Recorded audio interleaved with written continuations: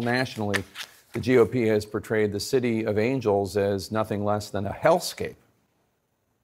Every day there are stabbings, rapes, murders, and violent assaults of every kind imaginable. We talked about the rising crime rates nationally, but in California, specifically in LA. This is, literally what I would call woke justice, and I'm tired of it, and people are tired of it.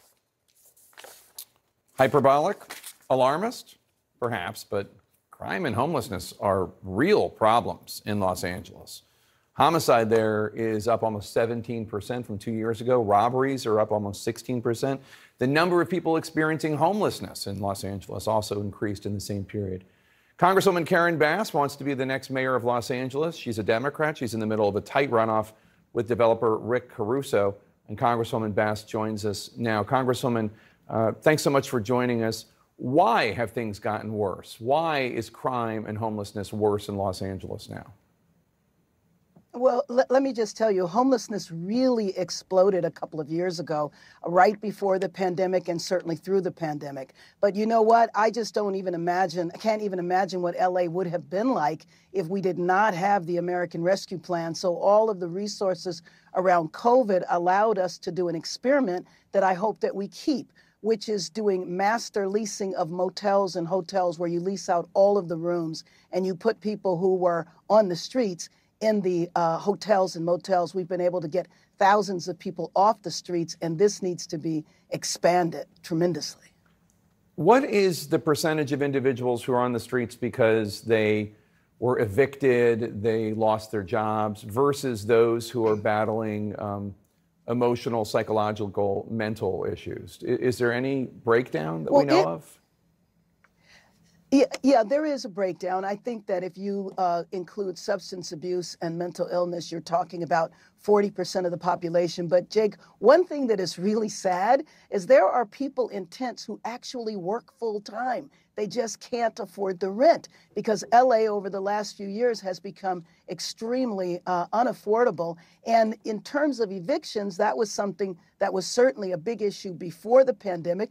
We knew it took place during the pandemic, even though there was an eviction moratorium. So I'm actually worried that homelessness is going to spike again at the end of the first quarter of next year because the eviction moratorium will go away and some of the resources that were for COVID will go away. So we're going to need to appeal to the state that has a $100 billion surplus to extend the contract so people can stay in the hotels and motels for several more months. I want to get to crime in a second, but I read a really good column by Ezra Klein in the New York Times. The column is called "The Way Los Angeles is Trying to Solve Homelessness is Absolutely Insane." That's the title of it. That's not me. In it, Ron Galperin, the LA City Controller, is quoted saying, "Let's stop making perfect the enemy of the good or good enough." And his basic argument is when you're trying to get people off the streets, you need to make sure that the focus is on putting a roof over their heads as quickly as possible with micro units, shared units, dorm-style units, shared kitchens, shelter beds, interim housing. Galperin says these aren't perfect approaches, but with so many people dying every day, there has to be a sense of urgency. The problem seems to be that communities and activists for the homeless don't want those solutions. Can you explain why? Yes, well, first of all, I couldn't agree with him more. We need to have all in the above solution. So we need to get people off the streets immediately. But Jake, you also have to address why they were on the streets. If you don't deal with the substance abuse and mental illness, they'll be right back on. And so you have temporary housing, but you also have permanent supportive housing.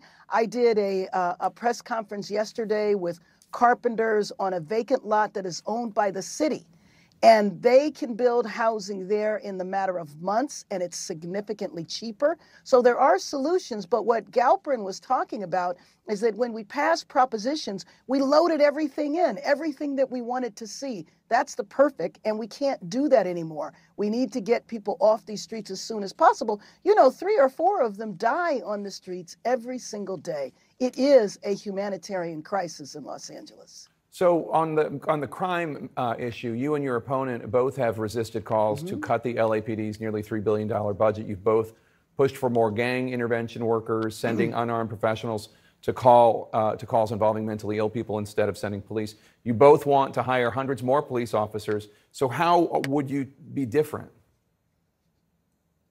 Well, we actually are significantly different because I believe that in certain neighborhoods that want to see an increased police presence, you can get officers off of desk duty and have them on the streets. At the same time, we do need to hire because we've had a number of officers retire, but I call for a very serious investment in crime prevention and intervention strategies. My opponent calls for hiring 1,500 police officers and makes a commitment to do that when he knows that we can't even fill a class now. If we were to hire 1,500 police officers, the city would go bankrupt. So what he is proposing are programs and examples of things that he absolutely knows are not achievable. And I think that's disingenuous. And it's just a way of conning people. And I don't think that's the right thing to do right now when the city is in a crisis at all.